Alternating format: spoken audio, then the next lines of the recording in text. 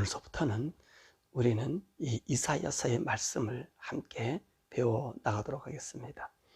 우리 지난 시간까지는 소선지자의 말씀을 통해서 우리가 하나님 말씀을 배웠죠. 이 소선지자는 이제 호세아서부터 시작해서 저 말라기까지 있는 12권의 책을 말합니다.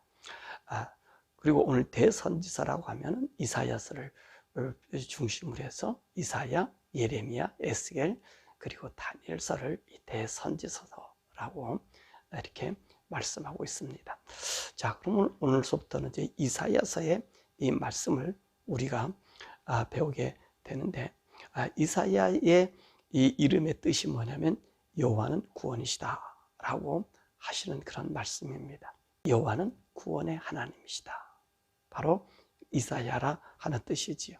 자, 이사야의 활동 시기는 어느 정도 되었을까? 오늘 1장 1절의 말씀 보니까 우시아 왕으로부터 시작해서 요담, 아하스, 히스기야 때까지 이 4대의 왕에 걸쳐서 이제 예언의 활동을 했던 사람. 그래서 이 기간은 한 60여 년, 어떤 사람 80여 년까지 시기를 보고 있는데, 어쨌든 간에 이 이사야는 이 4대의 왕조를 보면서 이제 하나님을 섬기는, 그리고 하나님의 예언의 말씀을 그 예루살렘과 유다의 백성에게 해준 그 말씀인 것을 우리가 보게 됩니다. 사실 이 이사야가 이 4대를 거치면서 참 이 변화무쌍한 이 것을 우리가 보게 됩니다. 우상을 섬겼다가 하나님 섬김으로, 그래서 하나님으로부터 능력과 힘을 얻었던 그 우시아 왕은요, 이 새로운 신무기를 만들고 농경법을 만들어서 이 이스라엘 나라를 불강하게 만들었습니다. 그래서 이 획기적인 이 무기가 뭐냐면, 쉽게 말하면 대포를 만들었다는 말이죠. 처음 이 대포를 만들어서 그 지역에 그 팽창하는 아수르도 견제할 수 있는 그런 사람이 됐고요. 성도 쌓고, 그리고 농경법을 만들어서 양식을 자급자족하는 그런 일을 했고요. 그 아들 이제 그 요단 가서는요, 아버지의 그 일을 행했고요, 또 따라했고요.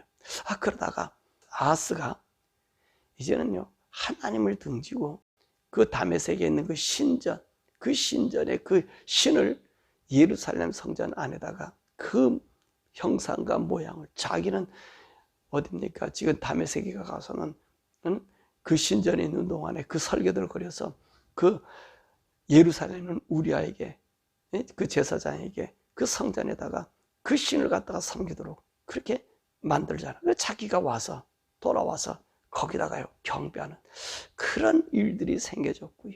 그로 인해서 나라가 피폐해지고, 그 다음에 그 아들 히스기야 때는 다시 하나님을 섬김으로 하나님께서 아수르를 패하게 만들고, 이 이사야는 어떤 일을 보게 되죠?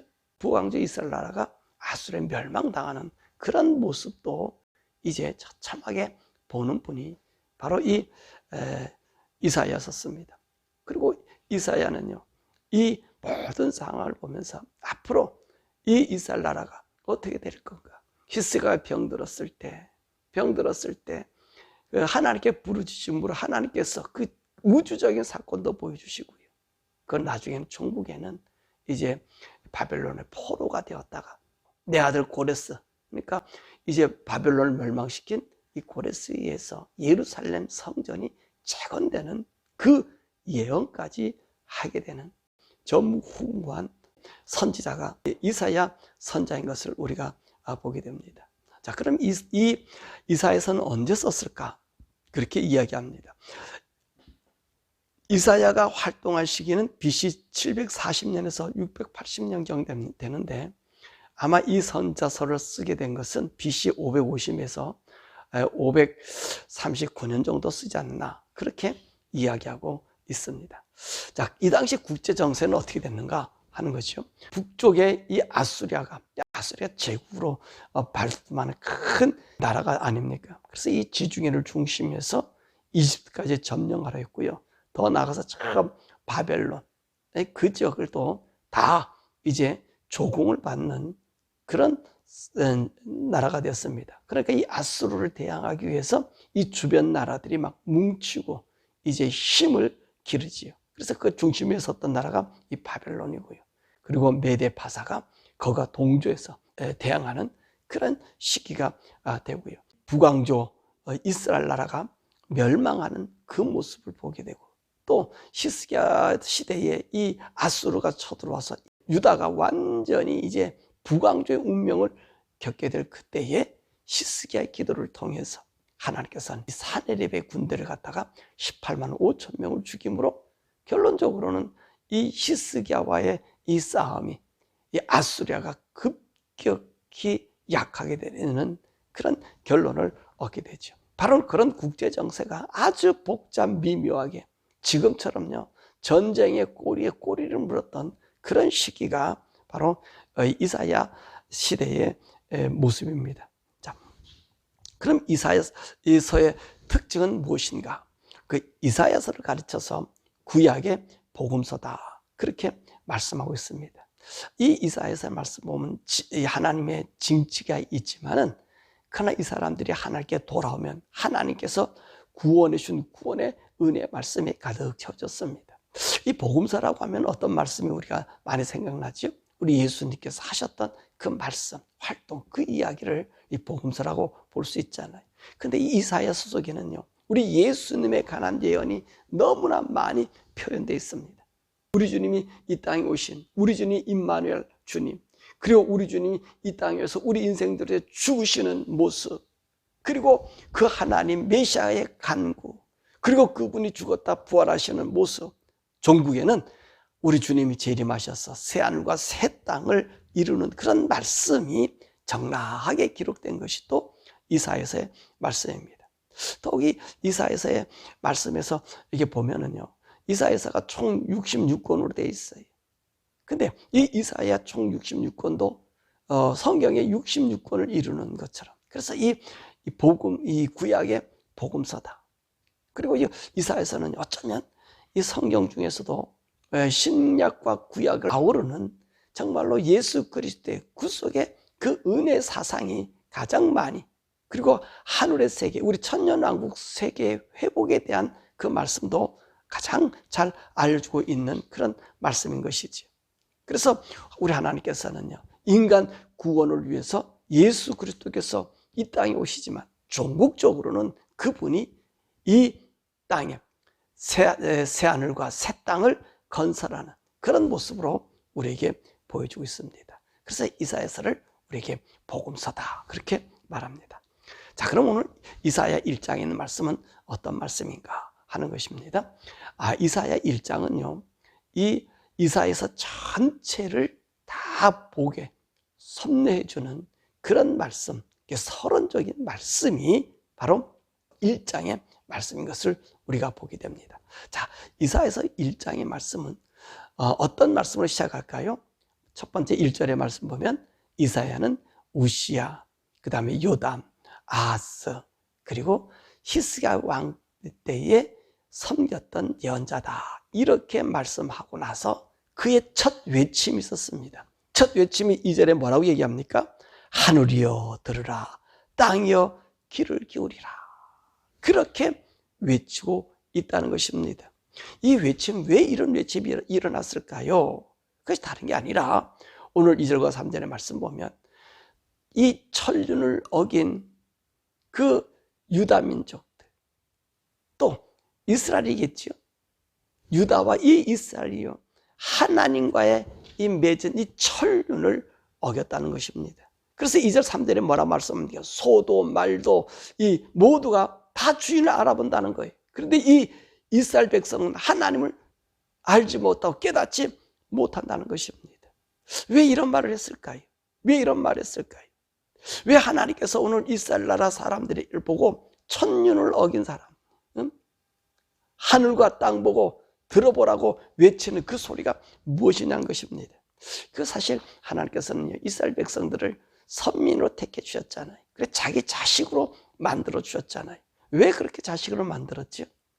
이 노아 홍수 이전의 사람들은 아담과 하가 범죄가 난 이후에 그들에게는 하나님의 역사를 보여줄 그런 증거와 말씀을 나눠줄 수 있는 사람들을 살게 해줬어요.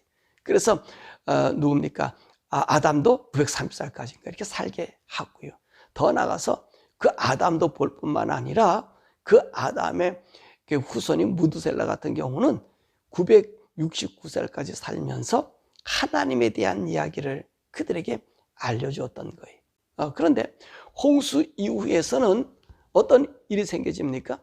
그것을 경험한 사람이 없어요.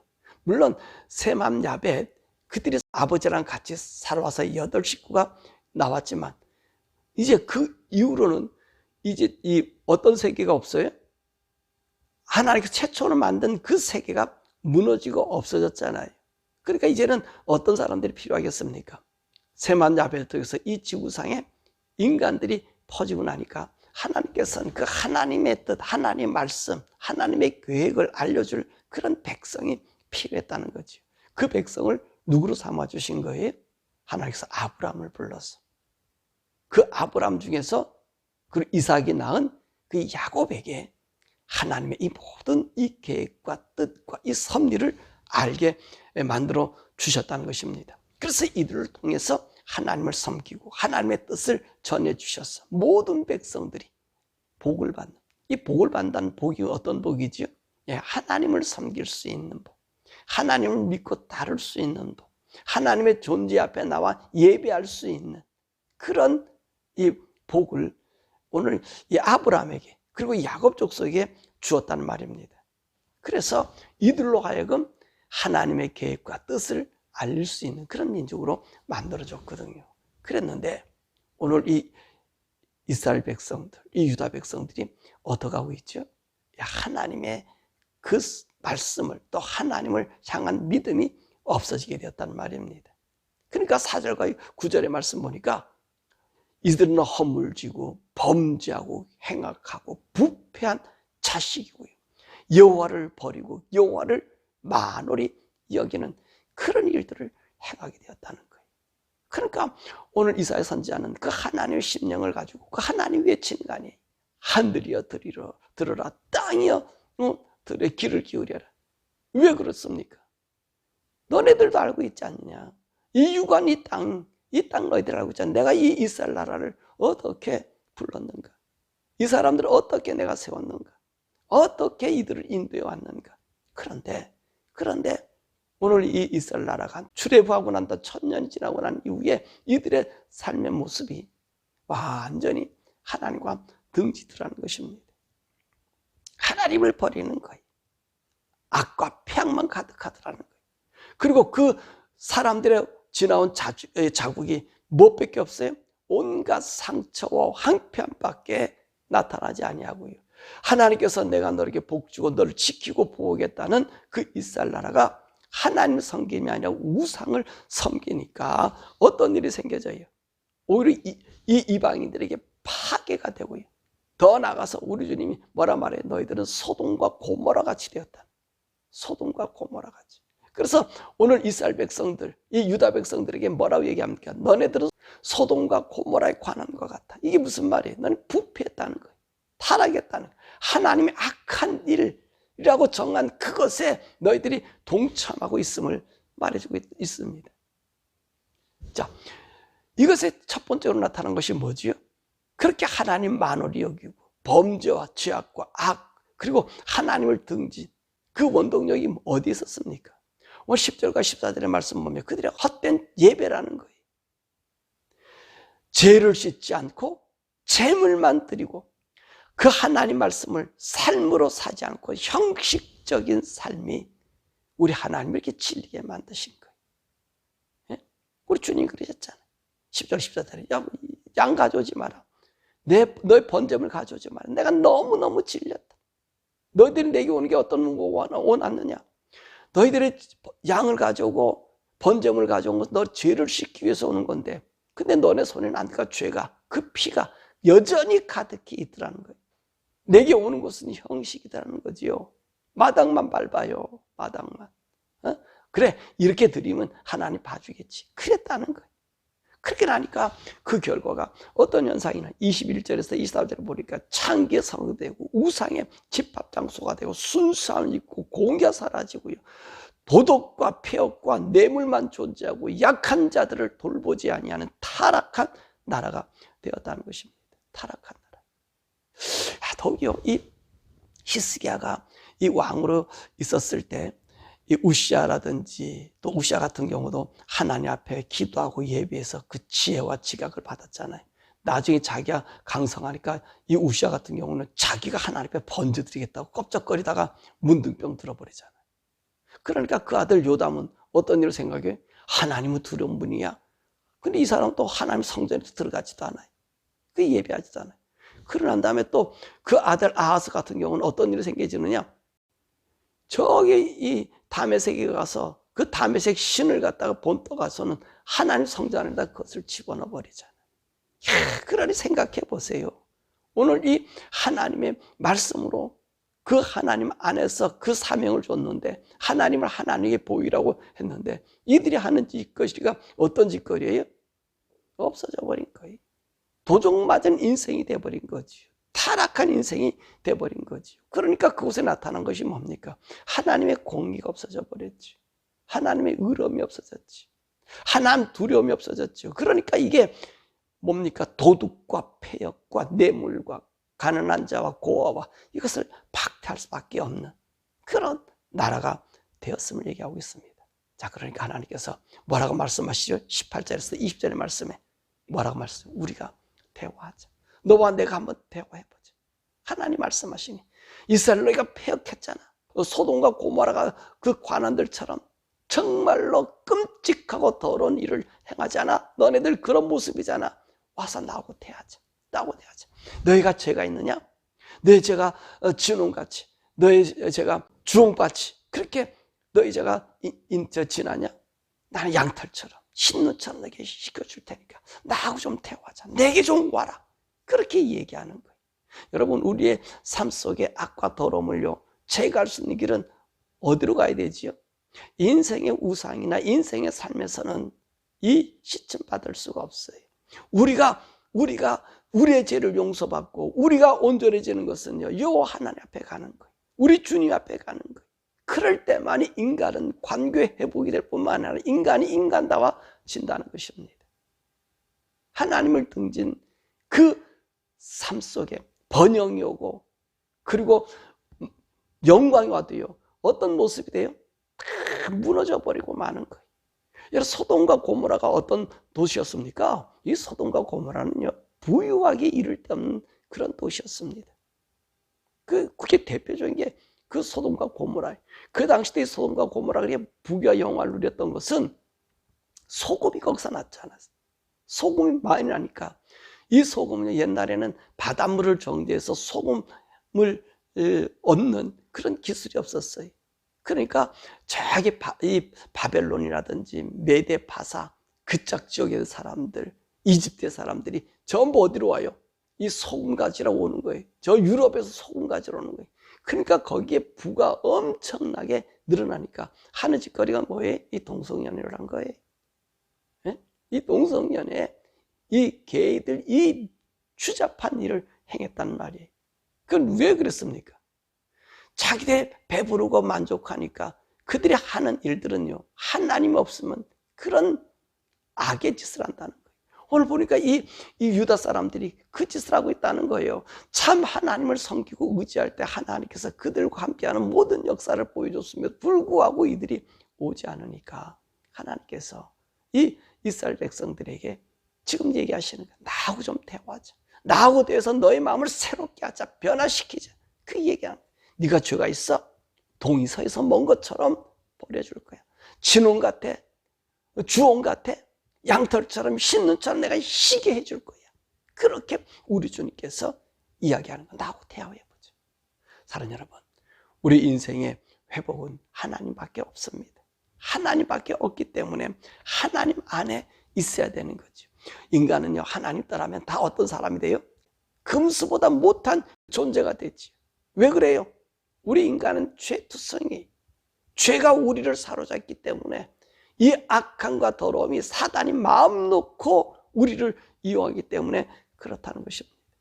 그렇기 때문에 이 죄를 이길 수 있는 것은 인간의 힘으로는 안 돼. 인간의 문명으로 안 돼. 인간의 발달로 안 돼. 그 발달되면 발달될수록 인간은요, 사악함 때문에 인간을 지배하고 인간을 욕되게 만들어요. 그러니까 우리 하나님께서 나하고 대화하죠. 그렇게 말씀하시는 거예요. 그러면서 우리 하나님께서 다시 회복을 주신다는 거예요. 다시 건강한 나라를 만들어 주시겠다는 거예요. 의의 나라를 만들어 주시겠다는 거예요. 사랑하는 여러분, 우리의 의의 나라는 언제 오지요? 우리 예수님이 재림하실 때 오십니다. 인간이 사는 동안에는요, 우리도 자꾸 넘어지고 쓰러져요. 자꾸만 세상에 눈을 돌려요.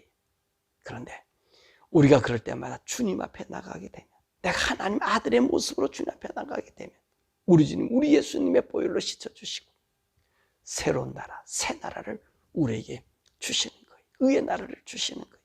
그러기 위해서 저와 여러분은 죄질 수밖에 없는 인생이지만 날마다 누구한테 가야 됩니까? 우리 주님 앞에 나가, 십자가 앞에 나가야 되고요.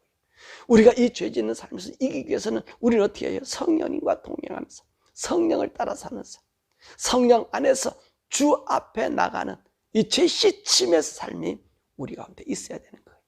바로 원하기는 저와 여러분들, 우리 예수 믿는 우리들, 정말 우리가 다른 길 가지 말고 주 안에서, 주의 말씀 안에서 정말 이스라엘 백성들이 짐승봐도 못한 삶 때문에 하나님께서 이스라엘 나라를 버린 것처럼 우리가 예수로 말미암아 구원받은 우리가 정말 우리가 주님의 의로움에 거하지 못함으로 이 유대인의 이 모습을 밟지 않는 우리들 되기를 정말로 주님 앞에 기도하면서 우리 인생살이를 걸어가기를 주님의 이름으로 축원합니다. 우리 시간에 함께 기도할 것은 하나님, 우리가 항상 주님과 대화하는 이 대화의 끈이 끊어지지 않게 해달라고 우리 기도하십시다. 이 대화의 끈을 잊어버리지 않는 방법이 뭐지요? 성령님과 함께 하는 거예요.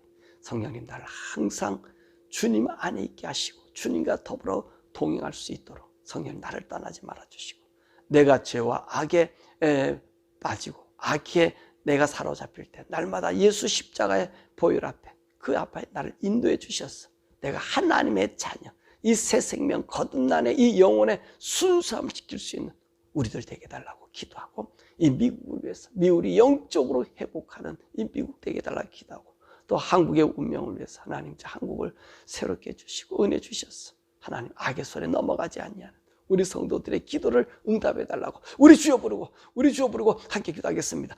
주여.